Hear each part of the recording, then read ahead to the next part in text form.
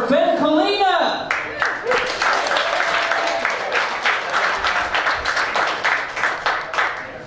All right, how we doing? Good. Yeah, good. Drinking the drinks, you guys. I saw a billboard on the way here for Don Julio Tequila. Yeah. It said Don Julio Tequila, step your game up. It's a really good slogan, right?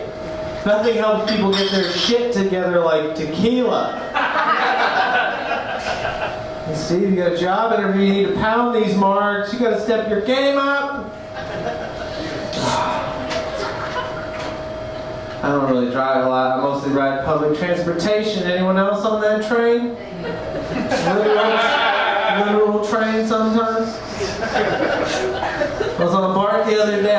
You always see interesting things on public transportation. You see interesting things every day. I was on a BART the other day. I saw a service dog with a boner, you guys.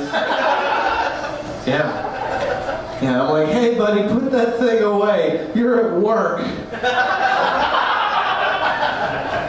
To help this blind guy wouldn't get where he's going, deal with that on your own time.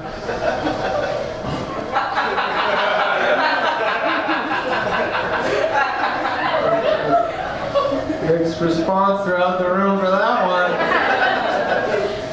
You guys. You guys watch the Olympics? Yes, alright. So you gotta tell a joke about the Olympics now.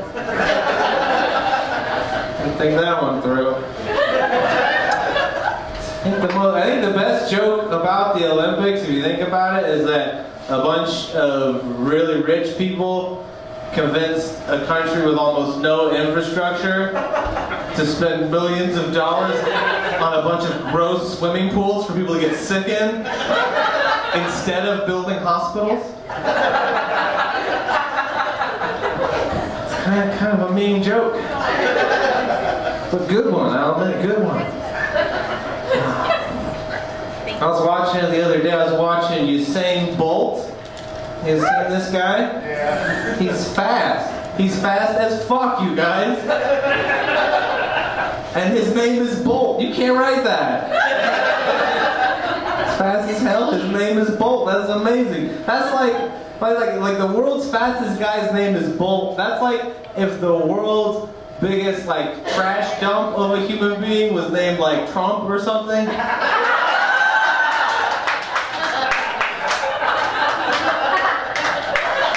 Hypothetically speaking. That's what that would be like.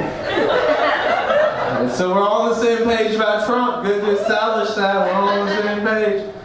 I got a lot of white liberal friends who don't like Donald Trump, but they like to express it in a particular way on Facebook. They like to make the Facebook post that says, hey, if Donald Trump gets elected, I'm going to Canada.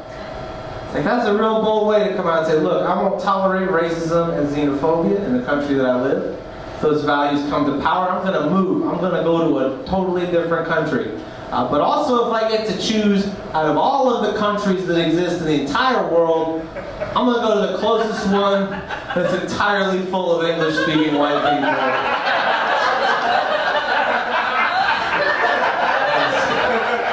Because the only thing that I hate more than racism and xenophobia is learning about someone else's dumbass language and culture.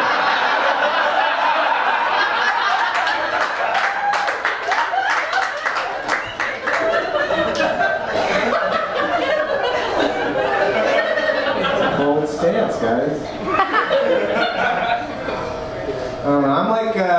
I'm still kind of like a reluctant Bernie guy. I know I'm going to vote for Hillary. I'm just capitulating about it because I got time to do that.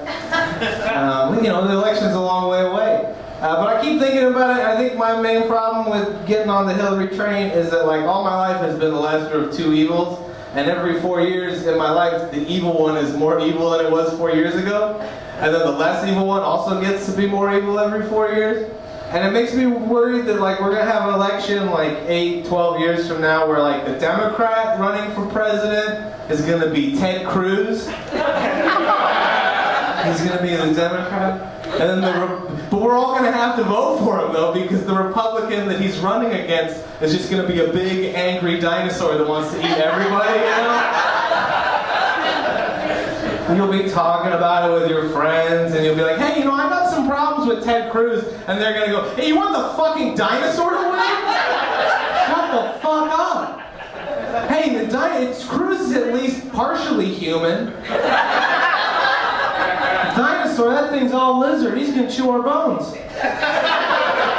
It's democracy, idiot.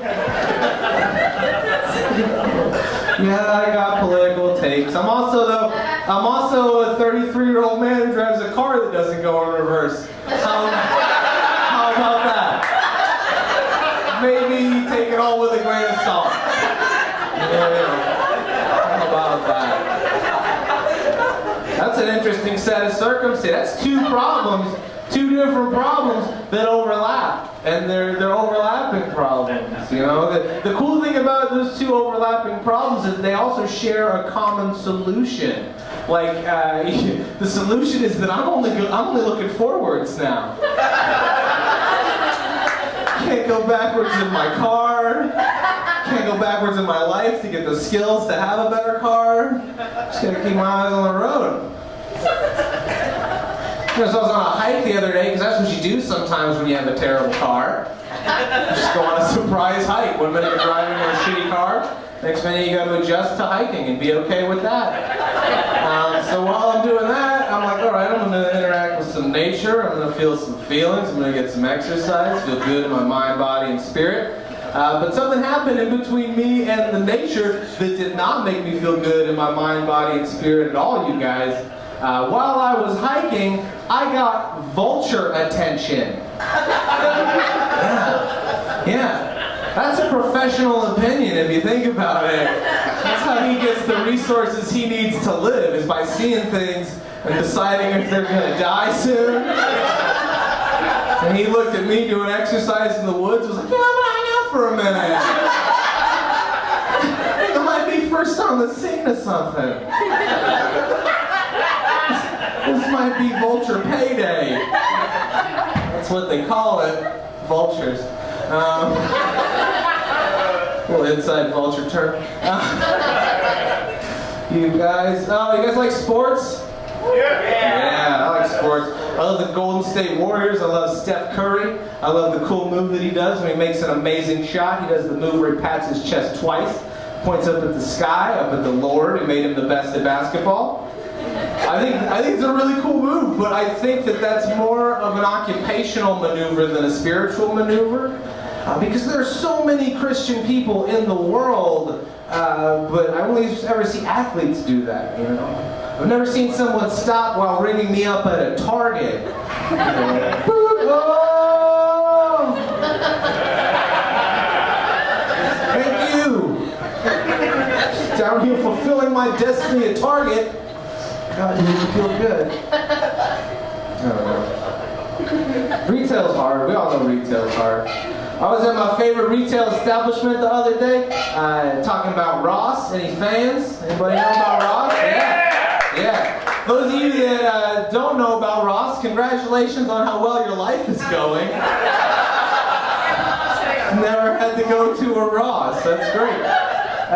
If you have been there, you already know that it's no one's first choice. You don't plan to go to Ross, circumstance just kind of force you into the door. I was at the Ross, I was shopping the other day, I was looking for my needed items, I'm looking for the items, and then I see a sign. This particular Ross is hiring. They have a sign that says, Ross, work where you shop. Yeah, that is for sure a burn. That's a burn on you. If you consider that job, they're like, oh, you come to Ross because you can barely afford to survive? Well, now you can come to Ross in order to barely afford to survive. It'll save you so many stops. For example, when you get off work, you're not going to ever have to go to a second location to buy a thing. You're already at the only store that you can afford. We've made it so easy for you. Like, if they get more desperate for employees, they're just going to have to put up a new sign, and instead of saying work where you shop, the new sign is going to say, Ross, just fucking live here. You can move move in. If you agree to work here, you can move in. That pile of clothes on the ground, that could be your bed. Sleep there, just make sure that when you clock in the next day, you do not clean that shit up. We're Ross, that's part of our brand. Disaster, it's all part of our brand. Oh, this has been a lot of fun, you guys. Thank you so much. Give it up really big for your host.